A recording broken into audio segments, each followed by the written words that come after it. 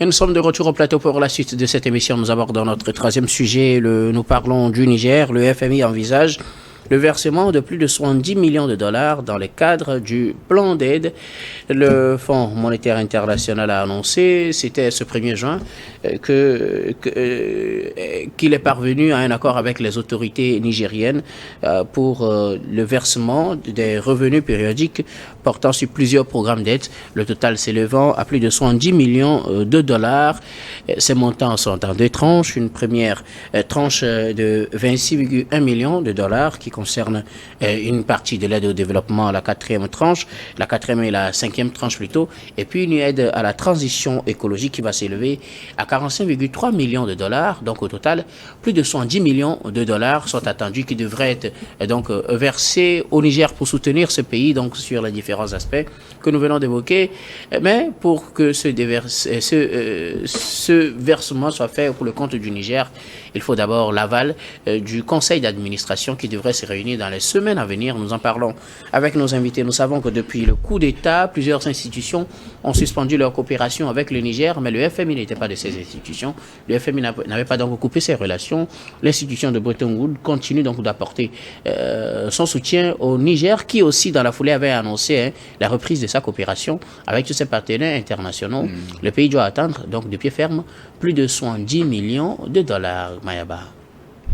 Oui, bon, ça, il faut aller interroger la CEDEAO, qui entre-temps avait voulu marquer là la culotte le Niger. Mais qui aussi a levé ses sanctions après. Oui, non, c'est pour dire quoi? C'est pour dire qu'en principe, tout ce que nous parlons du bien-être des Nigériens et des Nigériennes, ça concerne la CEDEAO d'abord, parce que nous sommes dans une organisation sur-régionale. Il y a un problème qui s'est posé, un problème de coup d'État que beaucoup d'ailleurs ont connu, et que beaucoup sont armés, beaucoup de pays, certains pays, j'allais dire, se sont armés comme un patron, c'est-à-dire un fusil d'épaule pour pouvoir s'imposer. Mais aujourd'hui, le FMI dit non, je ne coupe pas de l'aide, tout ce que vous dites en termes de démocratie et tout, ça ne me concerne pas. Ils ont alloué une aide de plus de 70 millions de dollars, c'est ça? Oui. C'est pour dire que, quels que soient nos débats politiques, on ne peut pas fermer le robinet du développement à un pays qui est emprunt à des... Enfin, qui veut le bien-être de son peuple. Aujourd'hui, les questions politiques sont karma, puisque ça s'est passé ailleurs, nous avons vu, on dit non, comme vous avez coupé ceci, la CEDEAO a dit non, qu'on coupe l'aide, qu'on ferme le robinet, qu'on tout. Ce n'est pas ceux qui sont à la tête de ces pays-là que vous êtes en train de subir, mais qui subissent d'ailleurs, mais vous êtes en train de faire du mal au peuple. Maintenant, le FMI en allouant ce fonds-là, c'est pour permettre l'éclosion, enfin, c'est pour donner un nouveau souffle au peuple nigérien par rapport à beaucoup de choses, puisque le peuple a connu, je ne sais pas si c'est dans ce sens-là qu'ils ont réagi pour répondre promptement à cette enveloppe-là. Mais ça viendra donner un ouf de soulagement, peut-être par rapport à certains niveaux où il y avait des difficultés depuis longtemps connues, le sevrage de la CEDEAO par rapport à certaines comment vous les appelez? À la suite de ces sanctions économiques à la suite de certaines sanctions économiques que le Niger a connues. Et c'est pour moi, à mon avis, c'est que moi je m'interroge, c'est pourquoi je l'ai abordé dans le sens, je l'interroge dans le sens où si nous avons une organisation sur-régionale qui est une CEDEAO des peuples, qui doit militer et qui doit œuvrer pour le bien-être du peuple. D'abord même, le leitmotiv même de la CEDEAO, c'est la libre circulation des biens et des personnes. Si aujourd'hui, la CEDEAO ne peut pas disposer d'une enveloppe pour l'aide, puisque dans l'aide, même quand on l'a annoncé, il n'y a que deux aspects. Il y a l'aide au développement et l'aide sécuritaire.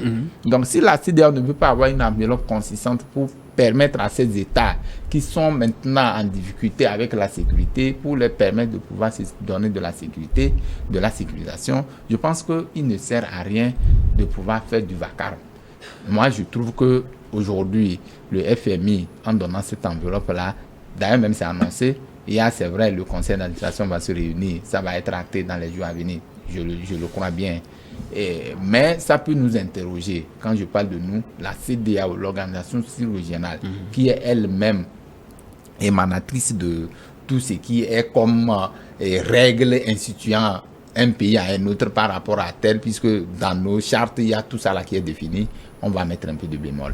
C'est pourquoi la CEDEAO doit partir de l'aide que le FMI a allouée au Niger, revenir sur les cartes pour le distribuer. À mon avis, c'est une bonne chose. Ça va porter quand même un ouf. Ça peut même créer une forme d'harmonie au sein de cette famille, enfin au sein de la population. Ça peut aussi booster le développement. Merci beaucoup à vous, Mayaba. Louis Kamako, le FMI a annoncé une aide de plus de 70 millions de dollars au Niger. On sait que ce pays, cette institution plutôt a gardé ses relations avec le Niger depuis même le coup d'État de juillet dernier et n'a pas coupé totalement ses relations, contrairement à d'autres institutions et à d'autres pays. Cette aide est subdivisée en deux tranches, une première de plus de 26 millions et une deuxième de plus de 45 millions de dollars. Oui, c'est un ouf de soulagement pour les autorités nigériennes, même si depuis le déclenchement de cette crise-là, elles n'ont pas montré leur désarroi face à la suspension de pas mal de partenariats qu'ils ont connus de par le passé. Mais quand vous voyez le FMI justement ne les avait pas suspendus parce que à un moment donné, le FMI a analysé la situation en se référant aux décisions prises à l'époque, non pas seulement par la CEDEAO, mais aussi par l'UEMOA. Et il s'est rendu compte qu'en réalité, le pays n'avait pas besoin de telles sanctions. Et parce que quand vous voyez même les décisions de la CEDEAO, et d'ailleurs, c'est ce qui d'ailleurs constitue en fait la pomme de discorde entre le Niger et la CEDEAO. Les sanctions qui ont été prises ont été à un moment donné illégales parce que les sanctions économiques. Les sanctions économiques, la CEDEAO ne les prévoyait pas. Et donc, mais à un moment donné, les gens voulaient juste faire plaisir à Mohamed Bazoum. Ils sont passés par tous les moyens pour même aller montrer combien de fois l'institution sous-régionale n'a jamais été indépendante. Et je le dis parce que derrière ces sanctions-là, on notait la présence en fait de la France qui était même, disait à l'époque qu'elle va, la France dont le président Emmanuel Macron qui disait à l'époque qu'elle va appeler le président pour lui intimer l'ordre en fait. Donc c'est des choses en réalité qui aujourd'hui exaspèrent et qui confirment que la CEDEAO était à un moment donné en perte de vitesse et que la CEDEAO a pris des décisions impopulaires. Maintenant, si ça peut leur servir de leçon, tant mieux. Je crois que la crise, ça perdure toujours. Le Niger n'est toujours pas sorti de la crise et que le pays a besoin de se développer. Heureusement que le FMI vient de faire encore le premier pas et je crois que la CEDEAO va s'en suivre. Maintenant, mais sauf que ce que je déplore souvent, j'ai toujours dit que ces aides qu'on nous appelle aides de développement, ce sont, entre guillemets, c'est quelque chose qui est suicidé à mon avis. Parce que je pense que quand vous parlez de coopération, d'aide en développement, c'est des choses qui, en réalité, qui plombent nos économies. On vous donne des aides sous forme de prêts que vous allez rembourser jusqu'à peut-être à la 7e génération. Ça veut dire que le gouvernement qui est là, Tiani et son gouvernement vont rembourser une partie. Celui qui viendra, peut-être qu'ils vont organiser les élections et le pouvoir sera remis à un civil. Cette aide-là, ou bien cette aide qui est en quelque sorte un prêt, ne sera pas soldée, ça va continuer par être remboursé jusqu'à ce que, à un moment donné, vous vous dites, mais c'est une dette interminable. Donc, c'est pour ça que je dis que ce qu'il nous faut peut-être, quand vous prenez un pays comme le Niger, je pense que si le pays mise ou bien si le pays exploite comme cela se doit ses ressources minières comme l'uranium et le pétrole, ils n'ont pas besoin en réalité, les autorités nigériennes n'ont pas besoin en réalité d'une aide du genre. Et comme je le dis, malheureusement, ça n'a pas été le cas. Et ce que je dis, la responsabilité n'est pas imputée en fait aux autorités actuelles, c'est-à-dire aux militaires qui sont au pouvoir, parce que depuis fort longtemps, nos pays ont été vendus à vide prix à l'Occident, justement pour maintenir un civil au pouvoir. Quand vous prenez justement le cas du Niger, c'est ce qui a été passé, c'est ce qui s'est passé.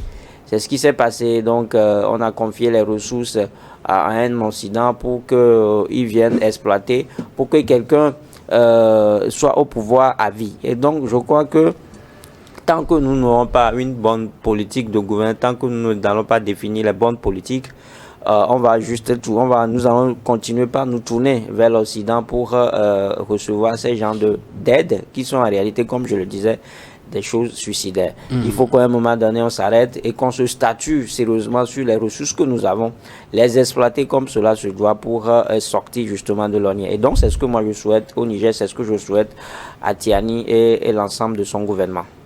Firmin Teko Agbo, le FMI a annoncé un accord avec le gouvernement nigérien pour lui apporter une aide qui s'élève au total à plus de 70 millions de dollars répartis en deux catégories.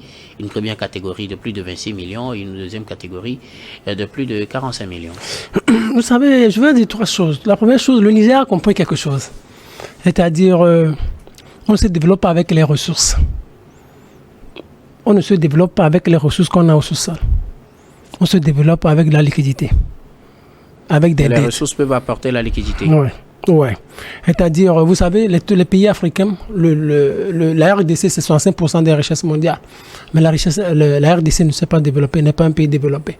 On dit que le Nigeria, c'est la première puissance économique du continent. Mais je crois que une seconde. Avoir les ressources, oui, très bien, une seconde. Donc, permettez que je continue mon développement. Ne soyez pas pressé, Louis Kamakou. Donc, vous imaginez? Donc, le Nigeria a compris cela. Le Niger a compris que ce dont il a vraiment besoin pour se développer, c'est la liquidité. C'est la liquidité, c'est de l'argent. Pour avoir cette liquidité, on peut transformer les ressources. C'est ça, une seconde. Le Niger a compris cela. Vous savez, il y a des pays qui n'ont pas de ressources. Mais ces pays-là sont développés. La France, pas vous prenez les gens épinglent régulièrement la France n'a pas les ressources que le continent africain a. Mais la France est un pays développé. La France a souvent la liquidité. Qu'est-ce que la France fait d'extraordinaire? La France va sur le marché et cherche de l'argent, beaucoup d'argent, et vient investir dans les industries lourdes. Ce qu'elle vend, ce que l'Afrique le vend, elle vient, les transforme, elle crée de l'emploi, construit de grands hôpitaux, de grandes bâtisses, ainsi de suite. C'est ça le développement. Donc le Niger a compris cela. Le Niger sait qu'aujourd'hui, dans cette poursuite, ce trou dont elle s'est engouffrée aujourd'hui, il a plus besoin de liquidité, beaucoup d'argent. Mais qu'est-ce qui se passe? Vous savez, les Occidentaux, quand on dit, moi ça me fait rire quand on dit non à la France, non aux États-Unis, et quand on tend la main vers le FMI et la Banque mondiale, moi ça me fait sourire. Le FMI et la Banque mondiale sont les Occidentaux. Ce sont les bras financiers des pays occidentaux pour vous maintenir dans votre situation de précarité. C'est-à-dire, on sait particulièrement que vous avez besoin de beaucoup d'argent, mais on ne va jamais vous donner beaucoup d'argent. On vous donne juste le peu pour vous maintenir dans votre précarité. C'est ça, en fait, ce qui se passe. 70 millions de dollars, ça va servir à quoi? Regardez même, il y a une partie qui est relative à la transition écologique. C'est quoi écologique? Ça, c'est le vert. On vous permet de planter des arbres. On vous permet d'entretenir vos forêts. Et ces forêts-là, vous allez les exploiter comment? Ce sont tous les Occidentaux qui viennent prendre, qui viennent exploiter ces forêts au profit de leur laboratoire. Donc, et après... Donc vous allez dire que les forêts ne sont pas bénéfiques pour les Africains? Non, les forêts sont là, mais on ne les exploite pas. Qui les exploite? Moi, vous savez, quand vous allez au fait dans le laboratoire occidentaux, la plupart des molécules sont fabriquées avec des plantes africaines. 80% des molécules proviennent de la flore africaine. C'est comme ça, on a la flore, mais on ne peut pas en profiter parce que les Occidentaux savent que vous êtes là, vous ne savez pas comment les utiliser. On vous donne de l'argent pour l'entretenir et nous, en contrepartie, on vient, on prend. Quand on dit transition écologique, ce n'est pas pour les beaux yeux des Nigériens ou des Africains, c'est pour eux-mêmes. Donc les Occidentaux sont dans une dynamique, on vous donne un peu. Donc ça vous permet de faire de petites réalisations, mais vous n'irez nulle part. Je vais vous donner un exemple. Vous savez, entre-temps, les banques occidentales, les banques américaines avaient eu des problèmes. Vous connaissez la Silicon Valley Bank, par exemple. En une année, la dette accordée à tous les pays de l'Afrique subsaharienne n'équivalait même pas à la dette accordée à cette petite banque américaine. Vous comprenez? Ça veut dire qu'au fait, on sait que vous avez besoin d'argent, mais on ne va jamais vous permettre d'avoir beaucoup d'argent. C'est une manière de nous maintenir dans la pauvreté, dans le sous-développement. Maintenant, ce qu'on doit faire, Et c'est ce que moi je dis. Par exemple, le Niger, il a reçu de l'argent, mais ça ne va pas lui permettre de se développer. Parce que tout d'abord, sur le marché financier, sur le marché international, vous ne maîtrisez pas le prix de vos produits.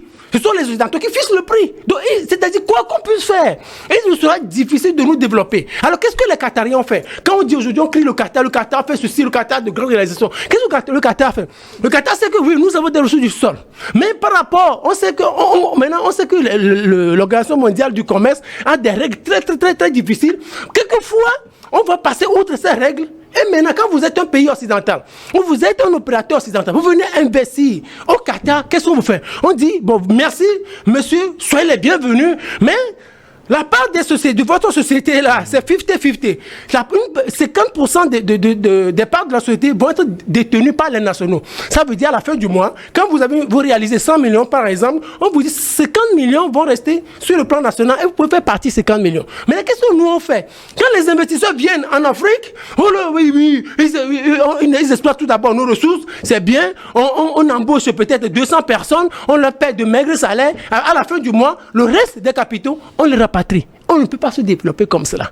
C'est pour vous dire, en réalité, à tous ceux-là qui nous suivent, que dans cette posture dans laquelle nous sommes, quoi qu'on puisse dire, quoi qu'on puisse faire, il nous sera difficile de nous départir du sous-développement. Alors, les 110 millions promis ne vont rien changer, si je Non, ça va changer quoi? Regardez par exemple, allez dans l'histoire du Niger depuis son indépendance, combien d'aides le FMI ne lui a pas accordé? Combien d'aides la Banque mondiale ne lui a pas accordé? Combien d'aides la France, les États-Unis ne lui ont pas accordé? Ça ne permet pas de se développer parce que là, c'est dans ça que vous avez besoin de liquider.